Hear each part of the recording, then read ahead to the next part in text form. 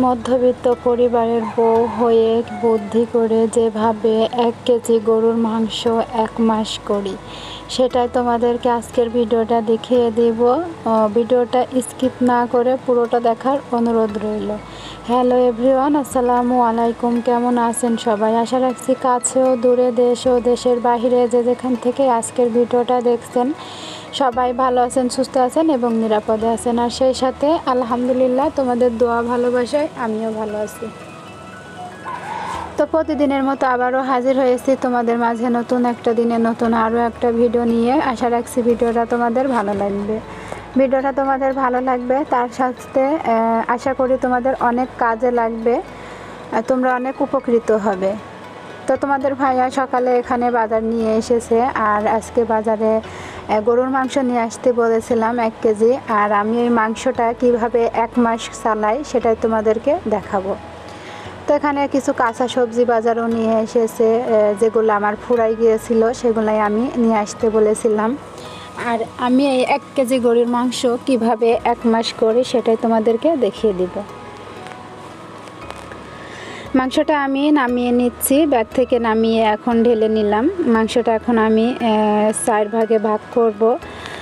4 ভাগে ভাগ করে সুন্দর করে এক সাইজ করে ভাগ করে নেব। প্রত্যেক শুক্রবার সবাই একটু ভালো মন্দ খাওয়ার চেষ্টা করি আমরা সবাই। তো আমি প্রত্যেক শুক্রবার এক টুকরা করে নিয়ে রান্না করব। আমরা কিন্তু চাইলে সবাই গৃহিণী যারা হাউসওয়াইফ আমরা আছি, চাইলে কিন্তু আমরা আমাদের সংসার খরচ কমিয়ে মাসে হাজার হাজার টাকা জমাতে পারি। সেটা কিভাবে? অনেক রকম টিপস আছে, যেগুলো আমরা একটু যদি নিয়ম করে চলি, একটু বুদ্ধি করে চলি, তাহলে কিন্তু আমরা মাসে হাজার হাজার টাকা সঞ্চয় করতে পারবো। তবে সবটাই নিজেদের মধ্যে বুদ্ধি করতে হবে। আমি এখানে মাংসটা নামিয়ে নিয়েছি আর এখন কেটে নিচ্ছি সাইজ করে। কিন্তু আমার সাইজ দেখবা, মাংসের সাইজটা একদম ছোট না, একদম বড় না, যে একটা মাপের মতো করে নিচ্ছি। আর আজকে মাংসটা দিয়েছে অনেকগুলাই চর্বি দিয়েছে, নয়তো আর একটু ভালো হতো, ভাগটা আরও সুন্দর হতো। তবে কি আর করা, তবুও তো 1 মাস চালাইতে হবে মধ্যবিত্ত পরিবারে। এভাবে একটু হিসাব করে চললে আমাদের নিজেদেরই ভালো। সবাই আমরা চেষ্টা করব সাশ্রয়ী করার। যেখানে সাশ্রয়ী আছে সেখানে আমরা আছি, ঠিক তাই বুদ্ধি করে সাশ্রয়ী করতে হবে। ভিডিও কিন্তু আমি একটু স্কিপ করব না। আর আমি এখানে মাংসটা কেটে নিচ্ছি বটিতে কেটে নিচ্ছি। দেখো মাংসটার সাইজটা কিন্তু খুব বড় না, আবার খুব ছোট না, একদম ঠিকঠাক আছে। চর্বিগুলো আলাদা করে নিয়েছি, চর্বিগুলো পরে আমি দেব এর ভেতরে মাপ করে। তো তোমরা ভিডিও এ পর্যন্ত যারা এখনও আমার সাথে আছো, আমার প্রিয় আপু ভাইয়ারা, তোমরা একটা লাইক দিতে ভুলে গিয়েছো, অবশ্যই একটা লাইক করে দিও। তোমাদের একটা লাইক, একটা কমেন্টস আমার ভিডিওটা অন্য আপু ভাইয়াদের কাছে পৌঁছে দিতে সাহায্য করবে।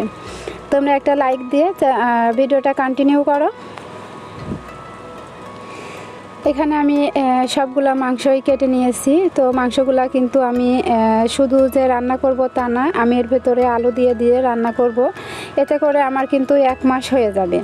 শুধু মাংস না রান্না করে এর ভেতরে একটু আলু দিয়ে রান্না করলে কিন্তু মাংসটা খেতে অনেক মজা লাগে।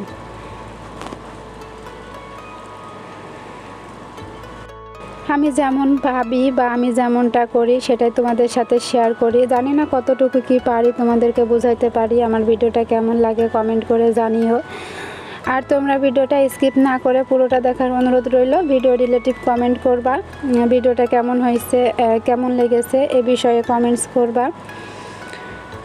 অনেক আপুরা আছে ভিডিওতে সুন্দর সুন্দর কমেন্টস করে, কমেন্টসগুলো দেখলে কিন্তু আরও ভিডিও বানানোর উৎসাহটা বেড়ে যায় তোমাদের সুন্দর সুন্দর কমেন্ট দেখলে। আর এখন মাংসগুলো আমি ভাগ করে নিয়েছি, মাংসগুলো ভাগ করা হয়ে গিয়েছে। এখন আমি এগুলো টিফিন বাটি করে তারপরে ফ্রিজে রেখে দিব। দেখো মাংসের সাইজগুলো কিন্তু খুব ছোট হয় নাই, একদম ঠিকঠাক আছে। আলু দিয়ে রান্না করব। আর আজকে একটু মাংস রান্না করব, কারণ টাটকা মাংস নিয়ে এসছে, রান্না না করলে হয়। টাটকা মাংস নিয়ে এসছে, আজকে রান্না করব। আর বাকিটা আমি শুক্রবার নিয়ে বের করে নিয়ে তারপরে রান্না করব। মাংস রান্নার রেসিপিটা তোমাদের সাথে শেয়ার করলাম না, কম বেশি আমরা সবাই মাংস রান্না করতে পারি। আর এখানে সবজি বাজার নিয়ে এসেছে, আমরা নিয়ে এসেছে ভেন্ডি, ওল। তোমাদের ভাইয়ার কিন্তু ওল খুবই পছন্দর, কিন্তু তেমন আমার একটা পছন্দ না। আমড়াটা আমার অনেক পছন্দের, যেহেতু বাজার করলে আমি আমড়া নিয়ে আসতে বলি। আমড়াটা আমার খুব ভালো লাগে। মাংসটাও এখানে রান্না করে নিচ্ছি। মাংসটা আমি আলু দিয়ে রান্না করব, পুরো ভিডিওটা নেয় নাই। তো আমার ভিডিওগুলো তোমাদের কেমন লাগে, আমার টিপসগুলো তোমাদের কেমন লাগে, যদি তোমাদের ভিডিওর কোনো অংশ বা কথার কোনো অংশ যদি একটু ভালো লেগে থাকে, তাহলে একটা লাইক করে ছোট্ট একটা কমেন্ট করে চ্যানেলটিকে সাবস্ক্রাইব করে দিয়ে পাশে থাকতে পারো। পাশে থাকা বেল বাটনটি প্রেস করে অল করে দিতে পারো, যাতে করে আমি ভিডিও ছাড়ার পরপরই তোমাদের কাছে নোটিফিকেশন চলে যায়, আর সেটা তোমরা সময় সুযোগ করে দেখে নিতে পারো। আর তোমরা যারা যারা এই কাজটি অলরেডি করে দিয়েছো, তোমাদেরকে অসংখ্য ধন্যবাদ আমাকে সাপোর্ট করার জন্য। আজকের ভিডিওটা এই পর্যন্তই। ভালো থাকবেন, দেখা হবে পরবর্তী ভিডিওতে। আল্লাহ হাফেজ।